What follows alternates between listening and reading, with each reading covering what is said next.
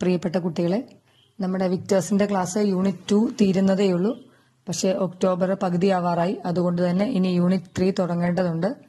അപ്പോൾ യൂണിറ്റ് 3 ആരംഭിക്കുകയാണ് നമ്മൾ. വാട്സാപ്പിൽ കൂടെ ചെറിയ ചെറിയ വീഡിയോസ് ആയിട്ട് നിങ്ങൾക്ക് സെൻഡ് ചെയ്തോളാം.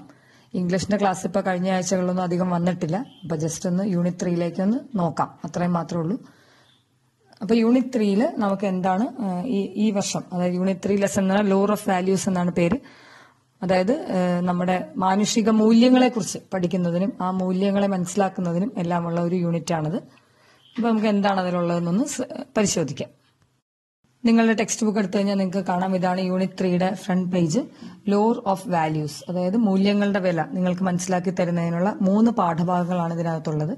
The best investment I ever made എന്ന് പറയുന്ന എ.ജെ. ക്രോണിന്റെ ഒരു അനക്ഡോട്ടും, the danger of a single story Chimamanda Ngozi അഡിച്ചയുടെ ഒരു സ്പീച്ചും, അതുപോലെ the ballad of father Gilligan എന്ന് പറയുന്ന യെയ്റ്റ്സിന്റെ ഒരു പോയവുമാണ്. W.B. യെയ്റ്റ്സ്, വില്യം ബട്ട്ലർ യെയ്റ്റ്സിന്റെ ഒരു പോയവുമാണ് നിങ്ങൾക്ക് യൂണിറ്റ് 3യിൽ പഠിക്കാനുള്ളത്. അപ്പൊ ആദ്യം നമ്മൾ എടുക്കുന്നത് best investment I ever made. A J. Cronin, doctor A J. Cronin, അദ്ദേഹം ഒരു ഡോക്ടറും കൂടിയാണ്. ഡോക്ടർ എ.ജെ. ക്രോണിന്റെ അനക്ഡോട്ട് എന്ന് പറഞ്ഞാൽ അദ്ദേഹത്തിന്റെ തന്നെ ജീവിതത്തിൽ നിന്ന് എടുത്തിട്ടുള്ള ഒരു ഏട് അല്ലെങ്കിൽ ഒരു ഭാഗമാണ് the best investment I ever made. അപ്പൊ ആ ഒരു ഭാഗത്ത് എന്താണുള്ളത് എന്ന് നമുക്കൊന്ന് നോക്കാം. ഇതിൽ ആദ്യം തന്നെ നിങ്ങൾക്ക് ആ പേജ് നമ്പർ 76ലേക്ക് ഒന്ന് തിരിച്ചാൽ നിങ്ങൾക്ക് അവിടെ ഒരു കാർട്ടൂൺ കാണാനായിട്ട് സാധിക്കും. അപ്പൊ ആ കാർട്ടൂണിൽ നമുക്ക് കാണാം, ആദ്യം ഒരു 2 കുതിരകളെ കെട്ടിയിരിക്കുകയാണ്. 2 കുതിരകളുടെ 2 സൈഡിലും പുല്ലുണ്ട്. അപ്പൊ അവരത് കഴിക്കുന്നതിന് വേണ്ടി 2 വശത്തേക്കും വലിക്കുമ്പോൾ നിങ്ങൾക്കറിയാം 2 പേരും പരാജയപ്പെടും. പല പ്രാവശ്യം വലിക്കുമെങ്കിലും ഓടുമെങ്കിലും എല്ലാം നിങ്ങൾക്ക് ആ 3ാമത്തെ കാർട്ടൂൺ നോക്കിയാൽ അറിയാം, അവർ പലതരത്തിലും ശ്രമിക്കുകയാണ് 2 പേരും പുല്ല് തിന്നാനായിട്ട് ഒരേ സമയം. പക്ഷെ അത് പരാജയപ്പെടുന്നുണ്ട്. അപ്പൊ അവർ 2 പേരും തളർന്നിരിക്കുന്നത് നിങ്ങൾക്ക് കാണാം. അത് കഴിഞ്ഞ് അവർ 2 പേരും കൂടെ ഒരു തീരുമാനത്തിലെത്തുകയും അങ്ങനെ ഒരു വശത്തെ പുല്ല് 2 പേരും ഒരുമിച്ച് ഭക്ഷിക്കുകയും പിന്നീട് 2 പേരും ഒരുമിച്ച് വന്ന് അടുത്ത സ്ഥലത്തെ പുല്ല് ഭക്ഷിക്കുകയും ചെയ്യുന്നത് നമുക്ക് കാണാനായിട്ട് സാധിക്കും. അപ്പൊ ഇതിൽ നിന്ന് നമുക്ക് എന്താ മനസ്സിലാകുന്നത്? What were the horses trying to do at the beginning. അപ്പൊ ബിഗിനിങ്ങിൽ ഇവർ എന്താ ചെയ്യാൻ ശ്രമിച്ചുകൊണ്ടിരുന്നത്? അവർ 2 പേരും അവരവരുടെ കാര്യം നോക്കാൻ നോക്കി. അത് വർക്ക് ചെയ്തോ? ഇല്ല. What did the horses do when they found that a first attempt had failed. ആദ്യത്തെ അറ്റംപ്റ്റ് ഫെയിൽ ചെയ്തപ്പോൾ കൂടുതൽ ശക്തമായിട്ട് അവർ ശ്രമിക്കുകയാണ്, അതും പരാജയപ്പെടുകയാണ്. Did both horses get what they wanted. 2 പേർക്കും ആവശ്യമുള്ളത് കിട്ടിയോ? ഇല്ല. അപ്പൊ നമ്മൾ നമ്മുടെ കാര്യങ്ങൾ മാത്രം നോക്കി മുമ്പോട്ട് പോകുമ്പോൾ, അല്ലെങ്കിൽ മറ്റുള്ളവരെ ഒട്ടും പരിഗണിക്കാതെ മുമ്പോട്ട് പോകും, ചിലപ്പോൾ നമുക്കും ഇങ്ങനെയുള്ള സാഹചര്യത്തിൽ നമുക്ക് ഒരു ചെറിയ അഡ്ജസ്റ്റ്മെന്റിന് തയ്യാറായില്ലെങ്കിൽ നമുക്ക് 2 കൂട്ടർക്കും പ്രശ്നങ്ങൾ സോൾവ് ചെയ്യാൻ സാധിക്കാതെ വരും.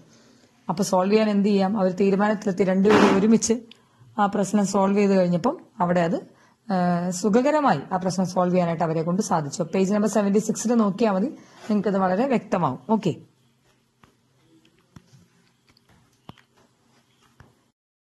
അപ്പൊ നമുക്ക് നേരെ ഇനി ലെസണിലേക്ക് പോവാം. The best investment I ever made. In the story of the horses, you have seen that the choices and decisions that you make will have an impact on your life and others. അപ്പൊ നമ്മുടെ ജീവിതത്തിൽ നമ്മൾ എടുക്കുന്ന ചില തീരുമാനങ്ങൾ, ചില തിരഞ്ഞെടുപ്പുകൾ നമ്മുടെ ജീവിതത്തിലും മറ്റുള്ളവരുടെ ജീവിതത്തിലും ഒക്കെ ചിലപ്പോൾ അത് ഇൻഫ്ലുവൻസ് ചെയ്യാൻ, സ്വാധീനം ചെലുത്താനായിട്ട് സാധ്യതയുണ്ട്. അപ്പൊ ഈ കഥയിൽ നമ്മുടെ കഥാകാരൻ എന്ന് പറഞ്ഞ എ.ജെ. ക്രോണിൻ എന്ന് പറയുന്ന ഓഥർ അദ്ദേഹത്തിന്റെ അനുഭവ കഥയാണ് വ്യക്തമാക്കുന്നത്. അതുകൊണ്ട് ഈ എഴുത്തുകാരൻ തന്നെയാണ് ഈ കഥയിലെ മെയിൻ കഥാപാത്രവും.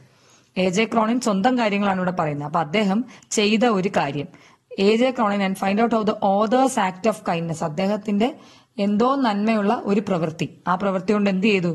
ട്രാൻസ്ഫോംഡ് എ മാൻസ് ലൈഫ്, ഒരു മനുഷ്യന്റെ ജീവിതം അങ്ങനെ തന്നെ മാറ്റിമറിക്കാനായിട്ട് അദ്ദേഹത്തിന്റെ ആ പ്രവൃത്തിക്ക് സാധിച്ചു. The best investment I ever made. അപ്പൊ നമ്മൾ ഇൻവെസ്റ്റ്മെന്റ് എന്ന് കേൾക്കുമ്പോൾ നമുക്ക് ബാങ്കിൽ പൈസ ഇടുന്ന കാര്യം, നമ്മൾ എവിടെയെങ്കിലും പൈസയൊക്കെ സമ്പാദ്യങ്ങൾ വർദ്ധിപ്പിക്കുന്നതൊക്കെയാണ് ഇൻവെസ്റ്റ്മെന്റ് എന്ന് കേൾക്കുമ്പോൾ നമുക്ക് ഓർമ്മയിൽ വരുന്നത്.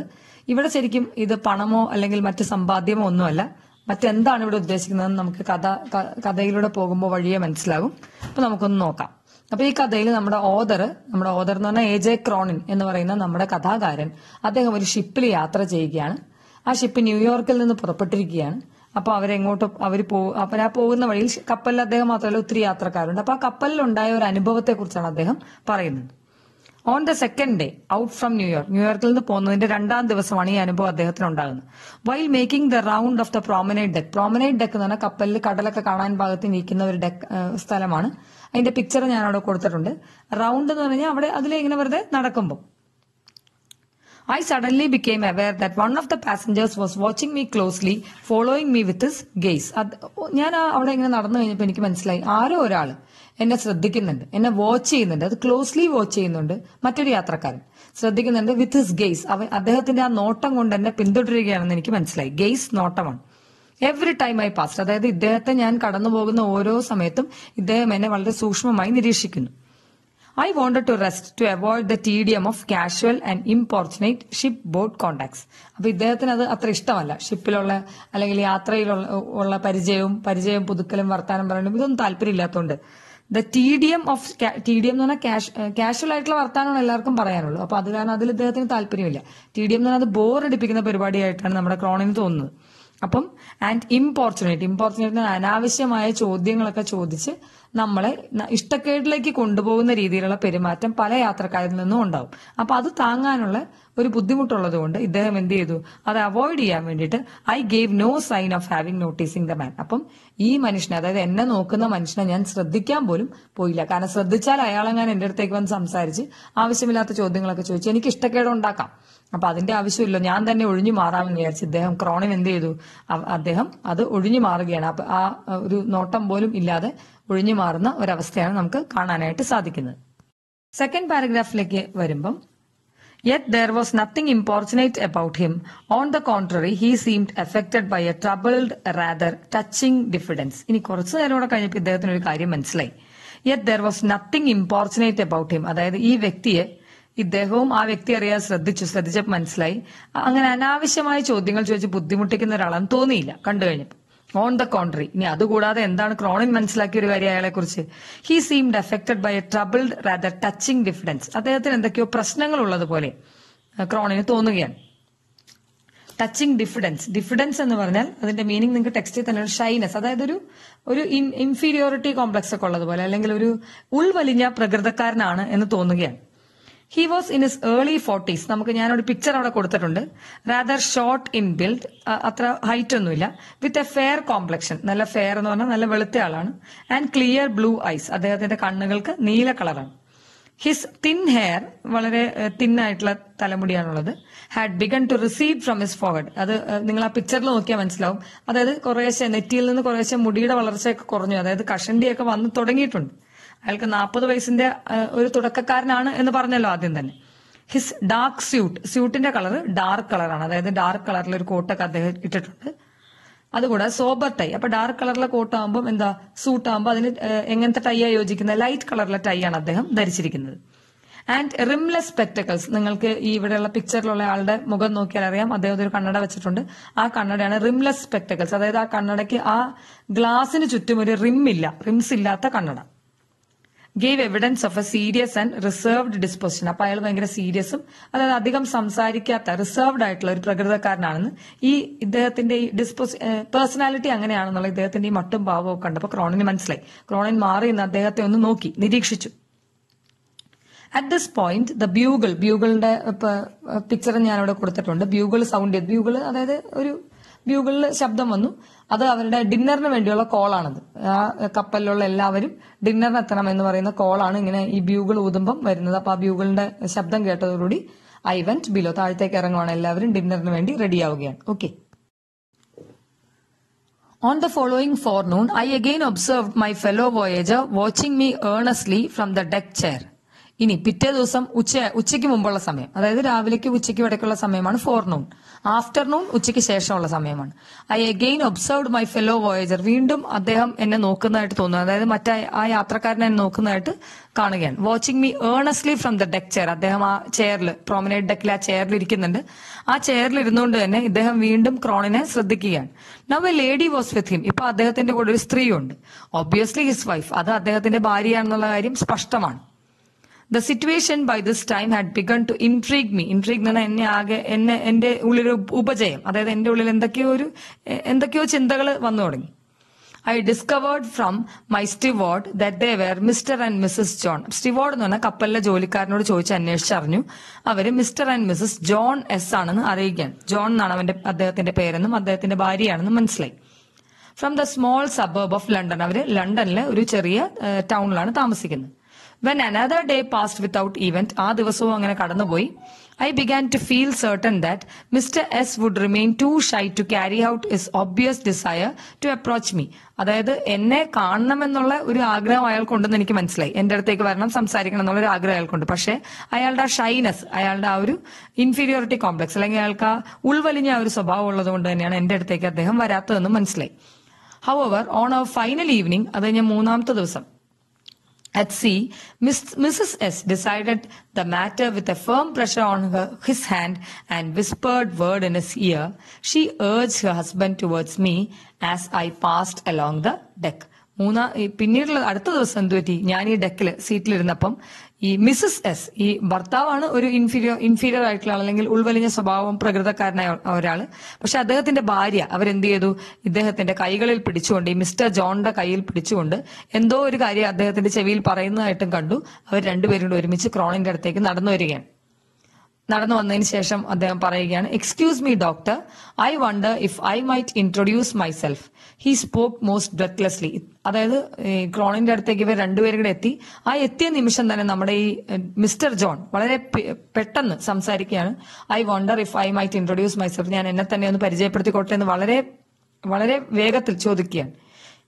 അതായത് ശ്വാസം എടുക്കാതെ, അതായത് പെട്ടെന്ന് ചോദിച്ചു. Offering me the visiting card he held in his hand. അദ്ദേഹത്തിന്റെ വിസിറ്റിംഗ് കാർഡ്, അതായത് ഈ മിസ്റ്റർ ജോണിന്റെ വിസിറ്റിംഗ് കാർഡും ക്രോണിന്റെ കയ്യിലേക്ക് കൊടുക്കുകയാണ്. Studying my face to see if the name meant anything to me. എന്നിട്ട് കുറച്ചു നേരം AJ ക്രോണിന്റെ മുഖത്തേക്ക് നോക്കി മിസ്റ്റർ ജോൺ നിൽക്കുകയാണ്. അതായത് ആ പേരവിടെ കാണുമ്പോൾ ഈ AJ ക്രോണിന് എന്തെങ്കിലും ഓർമ്മ വരുമോ എന്ന് പരിശോധിക്കാനായിട്ട്. Then, as it plainly did not, പക്ഷെ ഇദ്ദേഹത്തിനൊന്നും മനസ്സിലായില്ല, AJ ക്രോണിനൊന്നും മനസ്സിലാകുന്നില്ല.